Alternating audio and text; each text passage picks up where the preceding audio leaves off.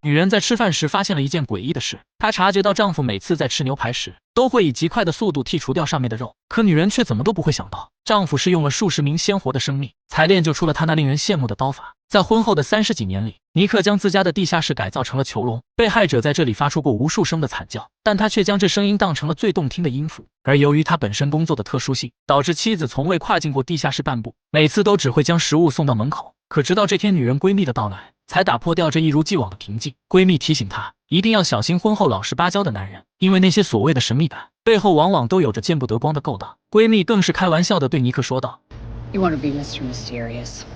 Okay. I'll just have to sneak in one day when he's out. I sure will, too. I would. 这句话也一下让尼克紧张了起来。然而在接下来的几天里，妻子却同闺蜜失去了联络，她就好像人间蒸发了一般。警方接连找了几天也都没有任何线索。尼克听后也是满脸的震惊，但估计女人怎么也不会想到，自己的好闺蜜此时已经成了待宰的羔羊，被尼克五花大绑地丢进了地下室。这或许才是真正的好奇害死猫。闺蜜怎么也不会相信，自己一句无遮拦的玩笑话竟然发现了一个令人闻风丧胆的杀人狂。但尼克并不会直接要了他的命，他在被注入进大量的镇静剂后，尼克慢慢将女人的血液放到一滴也不剩，在这个过程中让对方体验着死神的靠近。最后他再取出最具有意义的一块骨头，他会把里面的骨髓全部抽取干净，随后再注射进大量的化学药剂，在经过高浓度盐酸的洗礼后，这根骨头除了能看出是人类的外，里面的所有信息都被清理得干干净净，根本就不会留下任何有价值的信息。尼克有着近乎完美的洞察力，就算是一根极其微小的睫毛也无法逃脱掉他的眼睛。在做完这一切后，他便将自己的作品打包，再以快递的形式寄给他警局的朋友，还不忘留下自己的署名，这也让他在外界有了一个闻风丧胆的绰号——击骨者。等到警方开始对骨骼进行化验时，也根本就找不到任何有价值的线索。好在他们对送货小哥进行了调查，也是在快递站的监控中第一次看到了击骨者的真容。尽管他们没有看到男人的正脸，但林肯十分肯定这就是他们苦苦寻找的目标，因为就算是对方化成灰，他也不会忘记击骨者的体貌。而林肯的一身残疾，也正是因对方所赐。在3年前的一次解救人质的过程中，尽管他成功判断对了起爆的眼线，但却还是低估了凶手的能力。The floor!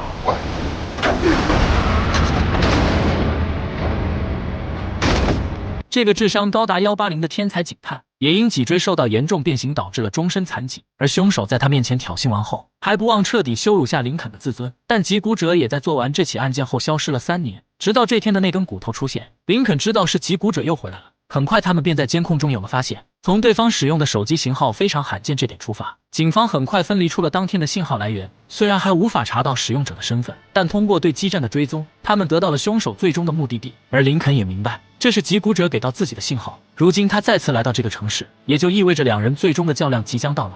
当晚尼克就给他准备了一个礼物，他先给男人注射进河豚毒素，使他在意识清醒的状态下浑身瘫痪，最后再灌入进大量的伏特加，直到男人被酒精给活活呛死。临走前还不忘得意地拍下自己的作品。当警方赶到现场后，受害者早已没了呼吸，而林肯却一下看出了死者的身份，正是自己当年的大学导师，也是唯一给过他成绩不合格的科目。这明显是对滴酒不沾且浑身瘫痪林肯的嘲讽，并且他的身上还放着本自己撰写的书籍。按照击骨者的惯例，很快警方就发现了留给他们的线索，除了一张被象牙压住的美金外，现场还留下未用完的河豚毒素，此外就只剩下死者身上大量的呕吐物。他们从里面化验出了未消化的乌龟肉，但这看似没有任何关联的线索。林肯却找到了凶手想要给他的提示。当年人们误以为华盛顿总统的假牙是木质的，直到在他用海龟宴犒赏自己的部下时，人们才知道那是象牙所制。而当时举办晚宴的地方，则是现存至今还在营业的一间酒吧。此时的尼克正在这里准备着第2份礼物。男人在被迷晕后绑在了厨房，随后打开了他面前的几个2氧化碳。临走前，尼克依然不忘给自己留下纪念。很快警方就按照林肯的推断找过去，但由于里面充满了有害气体，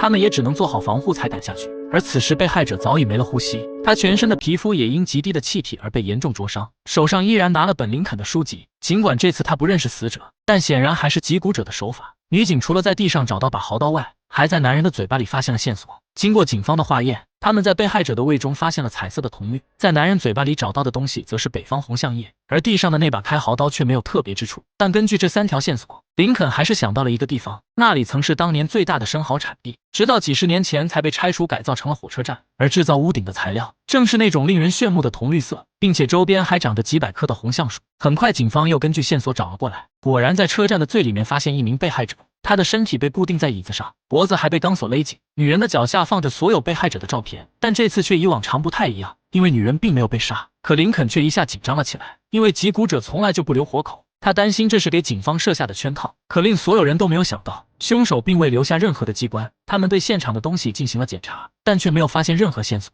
尽管他们成功救下了被害者，可林肯却有种不好的预感。他怀疑照片更像是凶手的挑衅，而当他认为自己已经赢了的时候，也将意味着击鼓者的再次消失。为了阻止他的人间蒸发，林肯这次选择了主动出击。他当着全国人的面隔空喊话，将这次的营救说成了胜利。林肯的这种方式果然奏效，但没有人会想到，这也因此激怒了一只怪兽。尼克回到家后反复听着昨晚的新闻，可他却不知道，此时的妻子正在整理着打包的物品，却无意间撞开了墙上的木板。而这也让女人发现了丈夫的秘密。当她看到里面的一张张被害者的照片后，还以为房子的前主人是个变态的杀人狂，于是便急匆匆地给丈夫打去了电话。Danielle?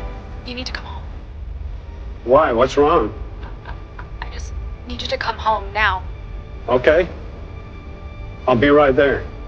尼克也隐约间感到了不安，因为妻子从来没有像今天这样慌张过。随后他处理完一旁的尸体，便急匆匆地赶回到家中。墙上的大洞赫然出现在面前，尼克也瞬间就慌了神。他不知要如何向朝夕相处的枕边人解释，但没想到妻子从始至终都没有怀疑过自己。他认为是之前这里的房主留下的。女人越讲越是后怕，她拿起电话就想报警，可却被丈夫一下阻拦。她说如果讲出去就一定会影响到房价，不如等到找到下家后再去告诉警察。女人认为她说的有道理，可没想到下一秒她就傻了眼。照片中的女人不是别人，正是自己失踪了很久的好闺蜜。而这时的妻子才意识到不对，尼克也没有多讲，他收起了散落在桌上的照片，随后便牢牢握住了妻子的手。可此时的他早已被吓到愣在了原地。Come with me. Trust me.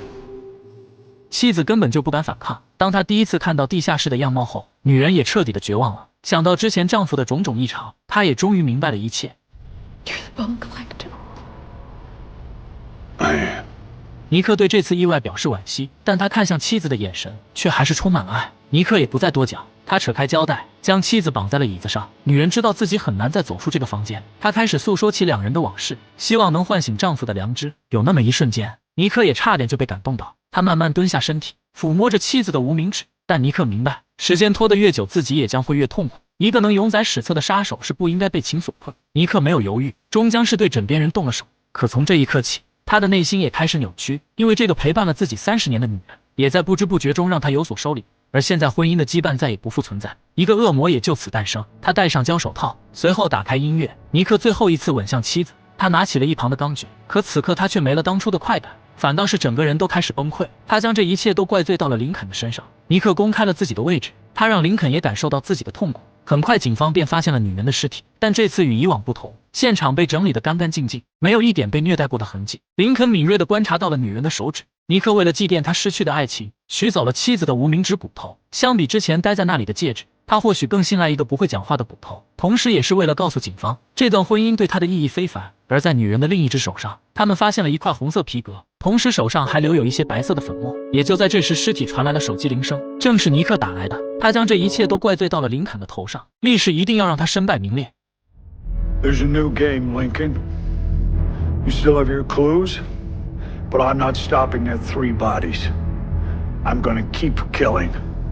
So the world knows your insignificance. We're going to stop you. There. That's my point. You can't stop me. 击鼓者的真容也第一次浮出了水面。林肯安排手下去他的父母家调查，警方也开始对现场的线索进行分析。除了一张看似无奇的红色皮革外，就只有一些残留的肾上腺素。然而，当听到现场播放的乡村歌手的音乐后，林肯却瞬间想到了往事。红色羊皮肾上腺素外加歌手的出生地，让他联想起了自己年轻时候的拳击馆。看来对方这次是真的指向了自己。然而，当警方赶到后，眼前所看到的一幕却傻了眼。没想到在擂台中间，正坐着林肯的上司。女人身负重伤，在不停地滴血，但对方却并不想一下要了她的命，反而将女人当成了诱饵。因为眼前的这个擂台，他们根本就无法接近。击鼓者在上面设置了重力感应，只要表面产生轻微的波动，数百度的蒸汽便会瞬间喷出。而人类在这样的温度面前就如同蝼蚁。但此时女人的伤口却在血流不止，她知道这样下去将会必死无疑。为了避免掉不必要的伤亡，女人毅然决然地站了起来。她也瞬间被蒸汽烤熟，看着自己的恩师死在面前，林肯也第一次感到了无助。为了家人的安全，警队决定把他的妻儿先转移到安全屋。可这也刚好中了尼克的圈套。就当他们才出发不久，同事却报道说前方出现异常。一名警员才走下汽车查看，却没想到尼克竟身穿一身警服，一枪便击中了男人。惊恐中，他将自己的手表交给了男孩，可没想到才准备出去反击，就被一枪撂倒。等到同事赶过来后，却早已为时已晚。同事颈部中枪，奄奄一息。尼克不但射杀了3名警察，还劫持了林肯的家人。很快，他们就找到了失窃的警车，但妻儿早已不在上面，只留下2人随身携带的手机和一张写着数字的纸条。而此时的尼克却将女人和男孩分别关了起来，他要让林肯也同样感受下失去妻子的痛苦。而另一边，小队开始对现场留下的线索进行分析，可无论如何也找不到相对应的提示。也就在这时，男人突然意识到自己送给死去同事的那块手表并不在现场，意识到这或许是留下的线索。他们赶忙对手表进行了定位，最后的位置显示在郊外，但距离现在也已经过去了半小时，也只能大概确定个区域。而此时技术人员也有了发现，留下的那张纸条属于一种特殊的材料，并且上面还带有动物的皮肤组织。这也一下提醒到林肯，他知道尼克妻子的父亲曾是名屠夫，所经营的店铺就在定位附近。警方火速赶了过去，也终于成功找到了他的妻子，但男孩却并不在这里。随后他们在房间内找到一张留言，告诉林肯知道去哪里找到儿子，并要求他一个人过来。林肯知道真正的对决要来了，那是他这辈子都不想再触及的地方。当年他就是在那里第一次失败，尼克要将他带回到最开始的地方。但尽管这一切都是陷阱，可林肯知道自己必须过去。为了能掌控到里面的情况，临走前他带上了女警的摄像机。当林肯来到那个仓库后，实时画面也传到了同事的面前。他来到当年出事的地方，也终于在上面见到了儿子。